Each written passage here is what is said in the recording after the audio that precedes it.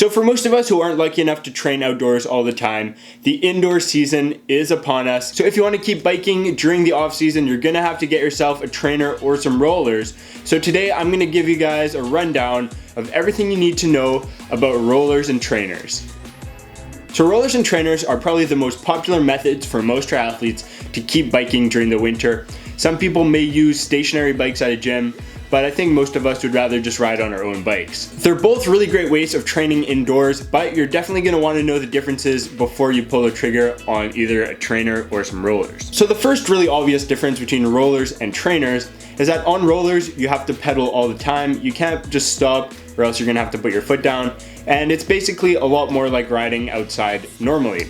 Whereas on a trainer, you are just held up by the trainer, you can stop pedaling, and you don't really have to pay as much attention as you do with rollers. So there definitely are both pros and cons for both of these methods.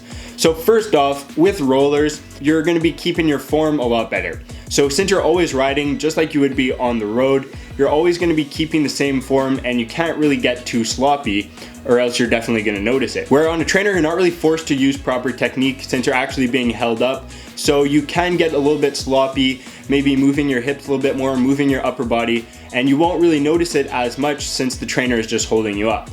If you were to do the same thing on rollers, you're immediately gonna notice your bike moving around a lot more. So riding on rollers can be a lot less boring since you always have to be paying attention.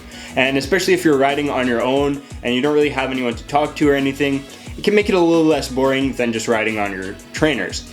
But some people may also say that it's too much work and they don't want to concentrate that much, they just want to concentrate on the workout. So your opinion on this can vary from person to person. So now moving on to the resistance factor. So on a trainer, basically any trainer that you buy is going to have some sort of knob or some sort of little button to adjust the resistance on your wheel to make it either harder or easier to pedal.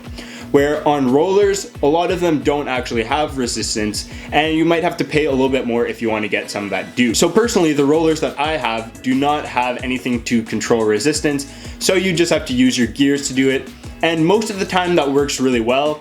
But in some cases, I've found that I'm all the way in my hardest gear, and I still want to go a little bit harder if I'm doing some sort of sprint training or trying to simulate climbing up a hill. So that's definitely something you might want to keep in mind, is that you're gonna have to pay a little bit more for rollers that have resistance, where on a trainer, they basically all have it. Now, one thing to mention is that with more resistance, you're going to be putting more tire wear on your tires on a trainer, where on rollers, there's basically no tire wear whatsoever. So you are gonna probably have to get a trainer tire if you wanna be doing a lot of resistance training on your trainer. Now, one thing you might notice is that with some rollers, it can be a little bit harder to do sprint and standing sets if they don't have some sort of self-balancing mechanism on the rollers. So just like mine, they're basically just fixed on the ground. So if you decide to stand up and move your bike a lot, you're gonna feel off balance and the bike might actually jolt forward a little bit over the rollers, kind of putting you off balance, and it's not really something you want to do. Now, there are quite a few rollers models that actually have swinging feet underneath, so that when you start moving a lot, the rollers will actually kind of move with you and keep your bike stable. But of course, this is a little bit more pricey. And if you were to do the same type of set on a trainer, you're not gonna have a problem whatsoever since it holds you down really well. Now, this one doesn't really affect me very much since we only do standing sets every once in a while and it's not super common. But if your training involves a little bit more standing and more high speed stuff where you feel that you might be a little bit off balance, you might want to look into getting rollers that have some sort of balancing mechanism. So the last thing to mention is that if you're really thinking about buying rollers, you think it'd be the right thing for you, but the only thing is that you're too scared to start riding on them. And this is actually a pretty common thing, is that people are too scared to start riding on rollers, so they just don't even think about it. So this is a pretty valid concern. It does look pretty hard to get onto them, and if you've never done it before, it can be pretty intimidating. When I had bought rollers, I had never ridden on them before, and it was pretty intimidating, but I honestly found it a lot easier than I thought. After a week and a half about, I was basically riding like a pro. So if you're already a pretty decent cyclist, like most of us triathletes are, it's really not gonna be that much of a big transition.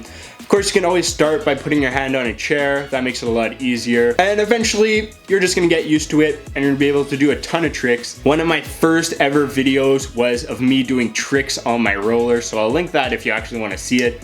but it's a pretty funny video, pretty bad actually, honestly, and just shows you what you can do once you get pretty comfortable on rollers.